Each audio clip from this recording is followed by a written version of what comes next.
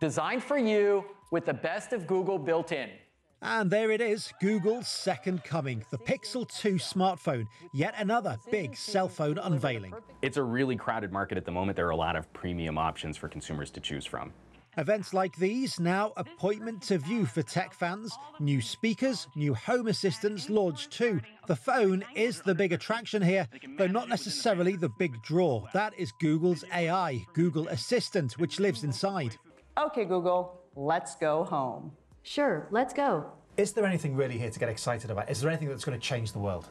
I don't know about change the world, but we can always get excited about a manufacturer, a company as big as Google, really trying to reach out directly to consumers. And that's what the Pixel is. We are now well into the annual smartphone launch season. Samsung's Note 8 released last month.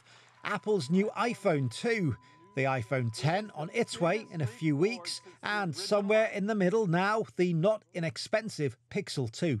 The Pixel is a high-end phone. High-end phones are really the only phones that make much of a margin in this business. The iPhone is the best example. This is the original Google Pixel. It was announced exactly a year ago, but getting hold of one of these things was incredibly hard. Not only did Google sell out straight away, you couldn't even backorder them for several months, not until well into 2017. People who wanted to buy them were furious, they were angry, they were irritated, and it's something Google will be very keen to avoid this time around. Pixel had a great year.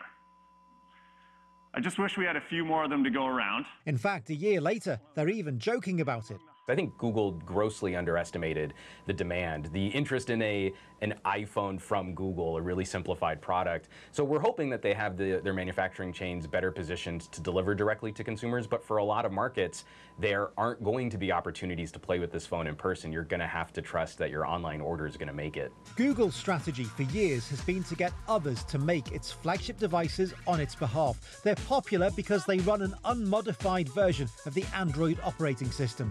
Originally, the Nexus line aimed at hobbyists launched annually and made by Google's Android friends, HTC, Samsung, LG, Motorola, Huawei. You get the picture. Look very closely at the original Pixel and you will see there is absolutely no branding apart from Google's logo. There's no indication of who made this for Google, and that is by design. But incidentally, it was made by HTC. And Google seems to be something of a fan of HTC because it's just bought a chunk of the company for around $1 billion. What does Google get out of buying HTC? Well, they get more control.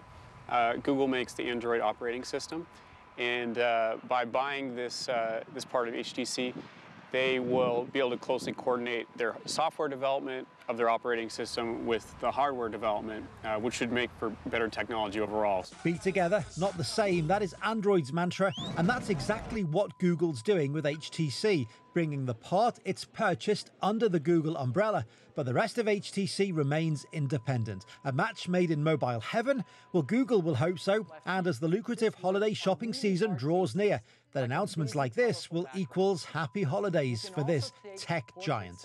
Phil Lavelle, CGTN, Los Angeles.